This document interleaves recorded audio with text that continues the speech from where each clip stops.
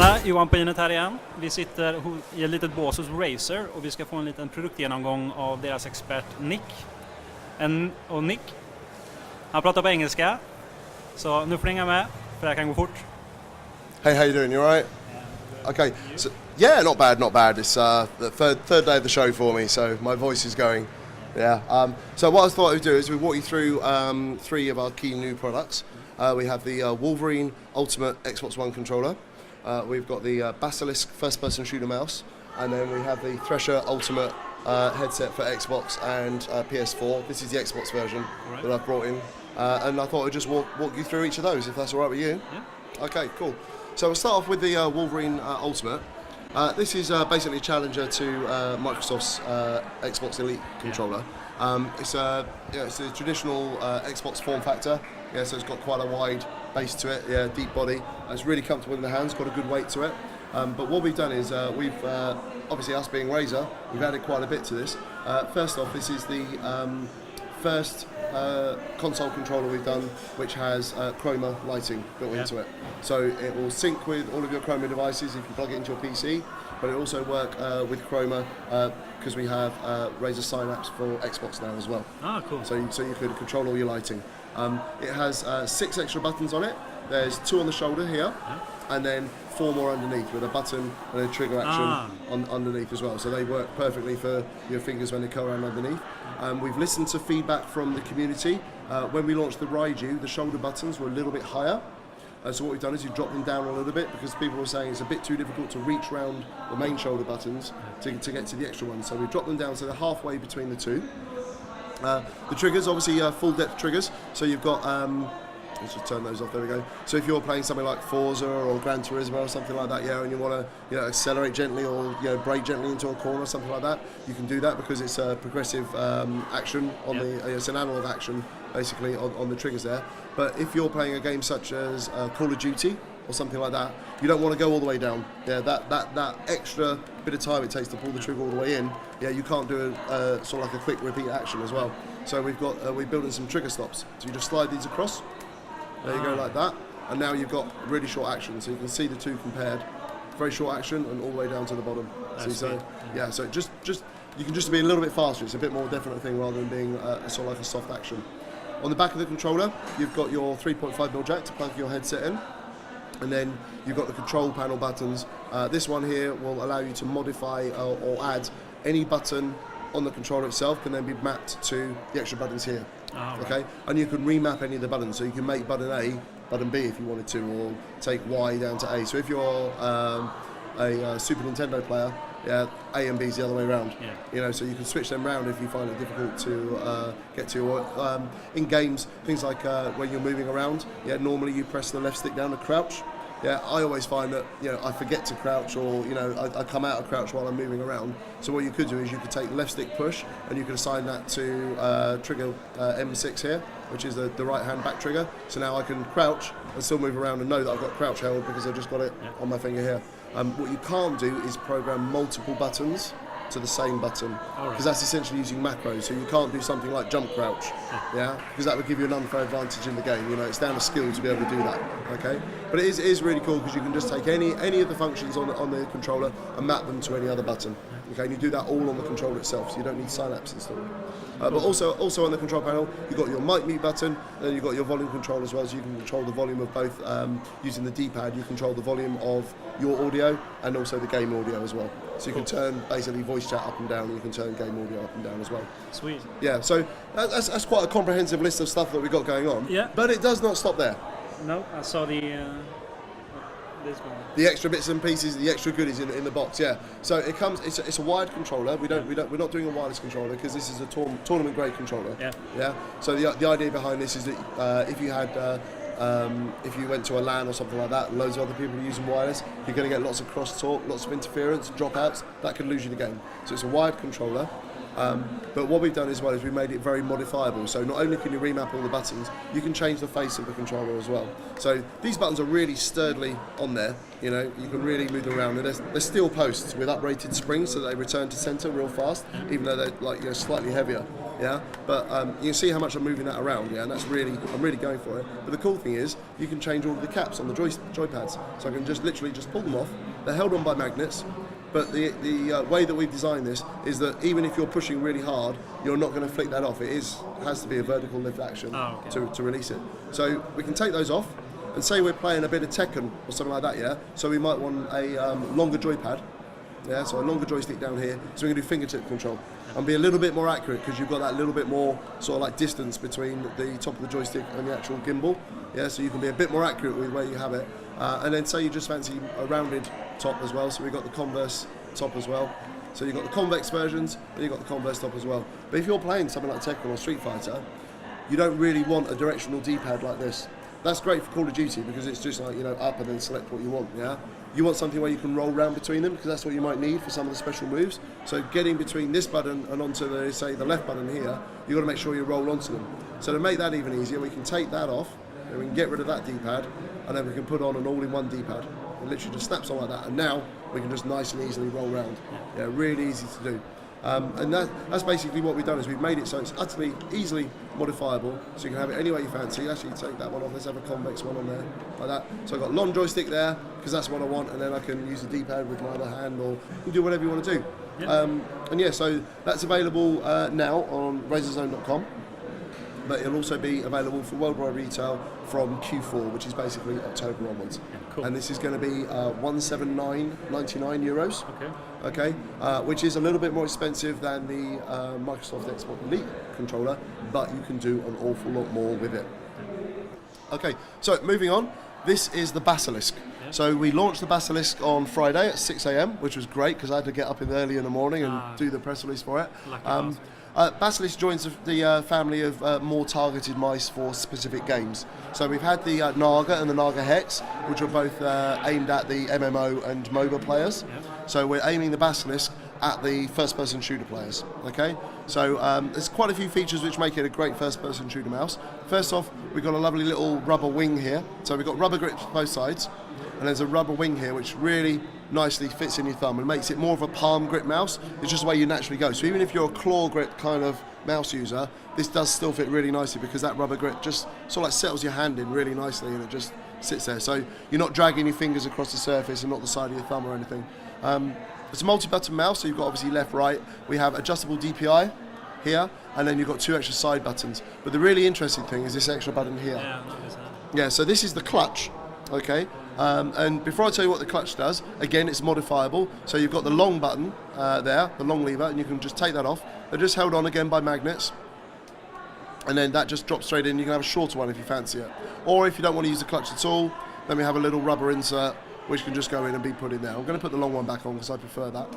There we go, so the long one in there. So the clutch can be set as an extra individual button. So to any switch that you want, to any key press that you want. You do this through Razer Synapse. So you can have that be, I don't know, in PlayerUnknown Battlegrounds or something. I think F8 is use a stim. Yeah, so you can set that to use your stim or use a med pack or whatever you fancy. Or it could even be crouch, because that's another difficult one, is it? Normally it's sort of like, you know, control down there to crouch or C to crouch. You know, so you could set that to crouch if you fancy. But the cool thing about it is that within Synapse Beta, Razer Synapse 3 Beta, there's a function called Hypershift. And so what Hypershift does is you press that down, and now you can assign secondary controls to every single button on the mouse. Okay. So what I could do is I could have this could be aim down sight. Yeah. So you right click and hold to aim down sights in a game. What I could do is I could then have Hypershift, and right click now is select grenade. You know, and it means that I haven't got to sit there and scroll through or, like, you know, press a function key or a number key on the keyboard or anything. I literally just jump over to that. Yeah, it has switchable DPI on the fly, but you could again change those. They could be use medkit, use stim pack. You know, this one be select grenade or whatever. It just speeds up play a little bit. You're not diving into your inventory or sort of like stretching your hand across the keyboard when you really don't want to be taking your hand away from WASD. So like I say, yeah, switchable DPI on the fly. The sensor is a 16,000 DPI sensor, and that's a native DPI, so it's not 8,000 interpolated, it's actually a true 16,000 DPI. And for the real tech heads as well, it has 450 inches per second tracking. So you can whip that thing across the surface at 450 inches a second, which I think is 55 kilometers an hour or something, and it'll still track nice and true. Okay. While we move around to the underside of the mouse, there's a profile button here. So within Razer Synapse 3 Beta, you have the option to be able to save all your mouse setup to the mouse itself. Okay, so you can basically set up your Basilisk exactly how you want it, the right DPI or your shift setting, you know, your clutch settings or whatever. Okay, and then you can save them as a profile actually on the Basilisk itself. Cool thing about that is that if you go to a LAN or you go play at a friend's house or something and you're not using your PC, you don't have to install Synapse. You can just plug the mouse in, select the profile that you want, and you're away and playing just as you were before with all your setup. And one last thing on the bottom of the mouse, we have this little resistance wheel here. Okay, and if I just turn that all the way down like that, you just get a nice smooth wheel there. Have a little feel of that and see how nice and smooth that is. Yeah. And that's very handy if you're, say, playing like a flight sim or maybe a space combat sim or something, where you want to get behind your enemy and you just want to have that nice minute control of your throttle so that you're not, you know, falling too far behind and you're not getting too close to them. Yeah. Okay. And you just give you a really smooth mouse action. But if, say, you're playing a first-person shooter, you want your mouse wheel action to be really definite, because you don't want to, you know, a lot of games use the mouse wheel to select their weapon. So you want something that's really definite. So now have a try. So I've turned the resistance right up. Yeah, so what you've now got is you've now got a detente for every time you move the mouse wheel around, so you can then, you know, definitely select the right weapon rather than skipping the one you want and have to go back, and then, you know, so you've got that nice sort of like firm feel to it. And obviously it's a clickable mouse button as well, and that's basically the Basilisk. That's available through Razer Store now, and that's going to be out for global retail Q4 again, so October, basically. But the cool thing about this is that it's a very keen price point as well. So the RRP on the Basilisk is going to be €69, 69.99 euros, which is a really keen price point. That puts it right, you know, sort of like down at the, the keen first-person shooter user. But also, you can use it just as your desktop mouse as well at that price point. Okay. Cool. And now finally, we have the Thresher Ultimate. So this is the Xbox One version. Yep. Okay. We do a PS4 version as well, and it has the blue bands on it. This is not the blue logo on the side, I guess. No, that's still be green. Still green. Just got the blue bands around it. Okay. So this is our wireless headset for console. Okay. And it's really cool because when you buy a Thresher, you not only get the headset and all the cables and everything as well, but you also get the stand. Yep. And then you get this little USB control box as well. So this is basically the transmitter for the wireless. For the wireless signal for the Thresher. Around the back, you've got optical in and optical out, so you can use it as a pass-through. So, say here, it says here, they've got them mixed up the headsets. I've got the PS4 one here. It should say Xbox One there.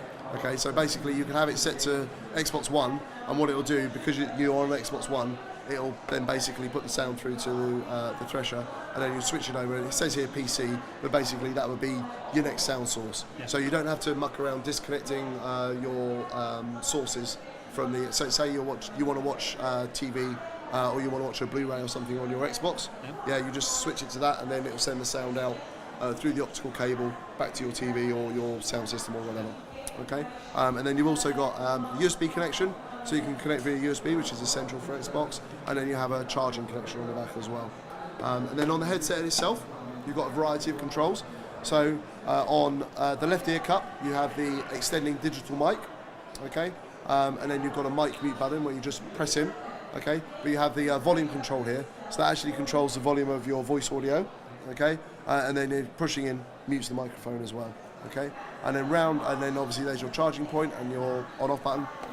And then round on this side is the general volume, so that's your game volume, okay? And they're a really cool fit because we're using an elasticated headband with just a steel frame, and the ear cups we made quite large ear cups, and they've got a very nice sort of like soft foam leatherette feeling.